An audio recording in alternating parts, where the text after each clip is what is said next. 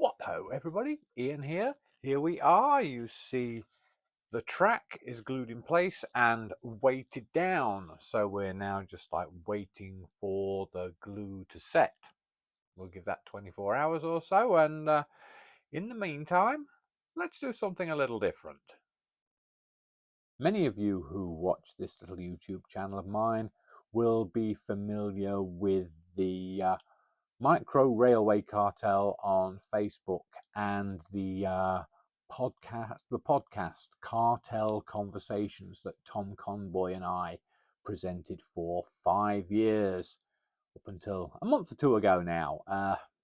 Tom had many other things going on in his life and was unable to devote the time to put together the podcast. So we decided that was the best thing to do would be to draw a halt to it, because I couldn't find the time to do anything with it, and because I'm working on on these blog chats. So I had an idea that once a month I would turn over a section of my blog chats to specific micro model railway subjects rather than my own stuff. And while the glue is setting on the layout over there, I thought that's a good time to talk about some micro layout related stuff. And I thought what I would do to start with is share a few of my favorite YouTube micro layout related YouTube links with you, because these are places that I go to regularly on YouTube, and there's always lots of interesting stuff there. So first one is Carlo Terminal. Now, I don't know if I'm pronouncing that right, because the guy is either French or Spanish, and he does his YouTube videos in French and Spanish. But don't worry,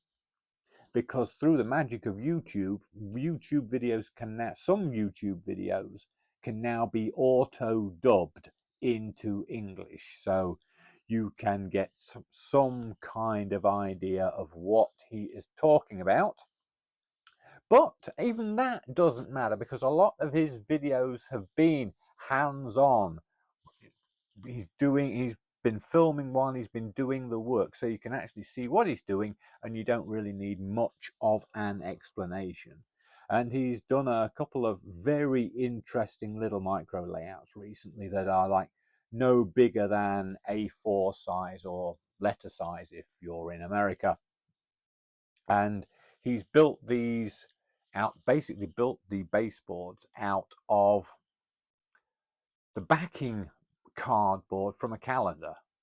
There's a lot of that going on in France right now, or has been going for quite a while, that French micro layout railway modelers have been building small baseboards out of this thick cardboard that comes on the back of a calendar. I mean, it's 2 to 3 millimeters thick, so it's fairly rigid. And if you brace it well, it looks like it's really good for narrow gauge railway equipment. So it's things like the Roco mini trains and stuff like that, which is very popular in Europe. So take a look at Carlo Terminal here. So if people speaking French and Spanish isn't your thing, well, I've got a couple of English ones for you now. So Jason Pierce and his new model Barmy YouTube channel. I enjoyed this one because recently he built a micro layout in a wine bottle. I called it Bottle Box Lane, and it was in N scale. It's really nicely finished piece of work, and I really enjoyed watching the videos, and the way he explained everything was really good, and the layout was very nicely finished. I think he used Kato Unitrack for it, so it's a very simple, very quick, very easy layout to build, and it's the way it all fits together with magnets, and the lid goes over, and the way the buildings are positioned in the model, so that nothing gets in the way of anything. Very clever, very well done, really enjoyed that channel too. He's got a lot of other interesting stuff out there as well. So check out Jason Pierce's new model Barmy page. And a last one to share with you is small rails from a guy in New Zealand, Barmy. I enjoy his work. He's got some very nice micro layout work there in O gauge and Australian HO, which really interested me because I know nothing about Australian railways and Australian model railways. So that was very interesting. That was that was very interesting to watch an Australian HO scale layout being built. So yeah, check that one out, small rails. And if you think this is a good idea of mine to just like give over a section of my blog chats to micro railway talk in general, let me know if it's a good idea. Let me know if it's a bad idea, because if you don't tell me, I don't know. So drop us a line, comment on the video, give us a like and a subscribe, and let me know what you think, because there's plenty to talk about in the micro layout world, and I can talk about it. So let me know. Anyway, back to the layout. 24 hours later, and we will take all the weights off the track, because the glue has most definitely now set. And well, I would go out and paint the track ready for weathering it, but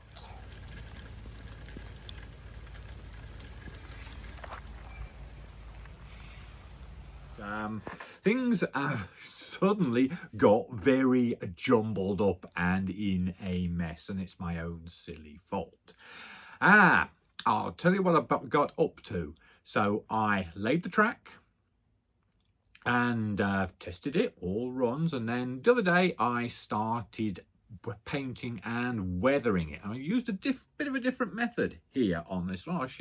I'll share with you some pictures. Instead of brush painting it by hand, the rails by hand, I used a method I'd seen on a video somewhere where the person had actually masked the ties and spray painted the rails. So that's what I did. I gave the track an all over coat of a grey sort of colour for me to work into afterwards on the ties, and then I masked that off and spray painted a browny rusty sort of mess of colours over the rails, and then peeled the masking tape off, and yeah, I mean, I think it looks quite good. I mean, I'm now working into the sleepers with a bit more weathering detail, because creosoted sleepers can fade away to almost grey.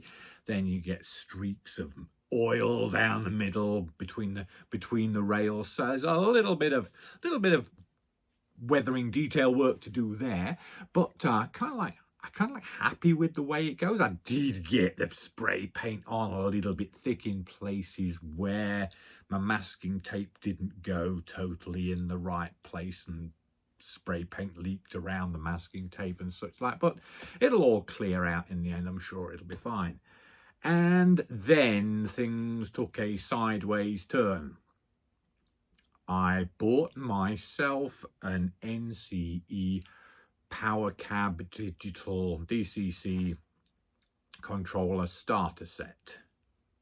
They were a good price, and I've been thinking about it for years and years and years, and in the end I just went for it, because, well, I suppose I've got to move with the times. I mean, my the DC controllers that I have are getting old and long in the tooth, so I think it's time I got with the 20th century and but bought myself a DCC controller. So I got mine from Midwest Model Railroad Supplies. So it's on its way to me now, and it is a little bit exciting. I've never done anything like this before. I mean, I do have a DCC locomotive here and another one here, so I have things to run, and I've got the CF7 up there which just needs a chip plugging into it. So yeah, I'm kind of excited to try it. I mean, so many people are using it these days. I think it's about time that I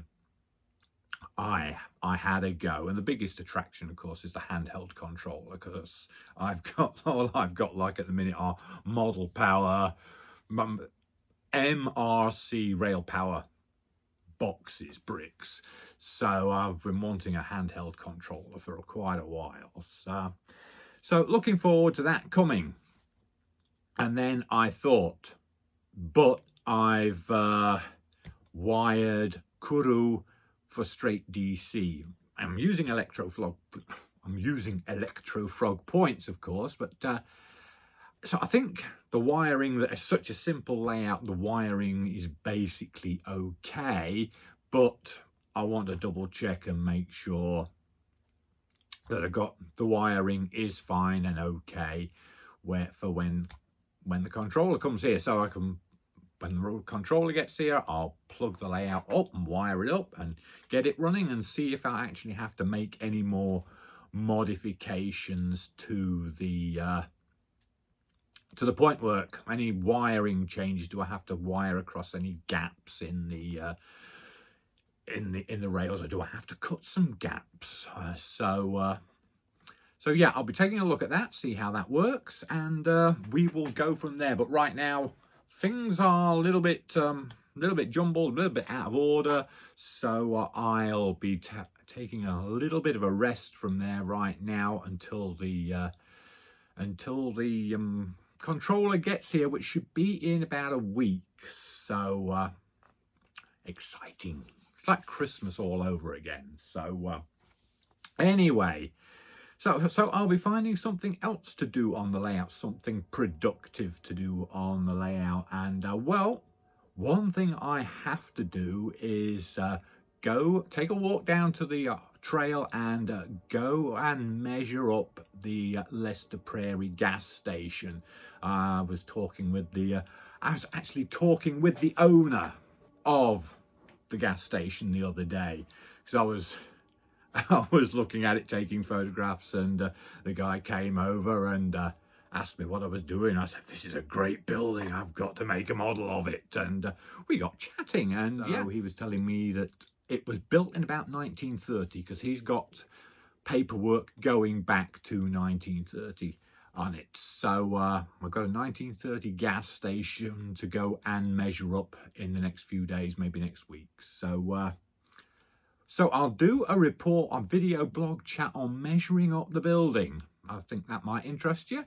And so don't forget, if you like the idea of me using a blog chat a month to talk about regular micro model railway stuff, let me know. If you don't think it's a good idea to talk about micro model railway stuff, let me know. And I will go with what you think. But in the meantime, build that model, lay that track, run that train, but above all, have fun. We'll see you next time.